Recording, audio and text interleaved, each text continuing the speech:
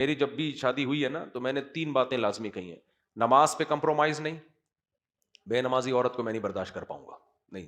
بے پردہ میرے ساتھ نہیں, امپاسبل. نمبر 3, اور صفائی, گھر کو بھنگی خانہ نہیں بنانا ہے بس. تو باقی میں نے کہا بھائی سب کچھ برداشت ہے, گھر میری خدمت کرو ٹھیک ہے, نہیں کرو.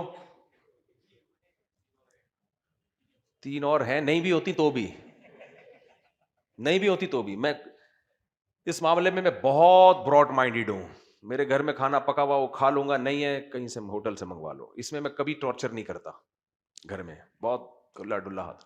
جس گھر والوں نے جانا ہے اپنی اماں کے ہاں, میں کے جانا ہے, چلو بھائی ٹھیک ہے یار, یہ رکشے کا کرایہ, ان ڈرائیو کا کرایہ پکڑو, جاؤ بھائی ہو کے آ جاؤ, جتنے دن رہنا رہ کے آ جاؤ. اس میں کیا ہوں, براڈ مائنڈیڈ.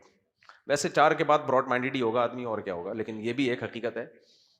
تو یہ بھی 4 شادیوں کا فائدہ ہے نا, عورت کو بھی آدمی کھلی چھوٹ دے دیتا ہے کہ بھائی اب ایک ہوتی ہے تو پھر وہ اسی سے ساری امیدیں لگا کے بیٹھے ہوئے ہیں کہ یہی خدمت بھی یہی کرے گی, کھانا بھی یہی پکائے گی, گھر بھی یہی, صاحب مہمانوں کو بھی, رشتہ دار آ رہے ہیں ان کو بھی, تو اس پہ بھی بہت بوجھ ہوتا ہے.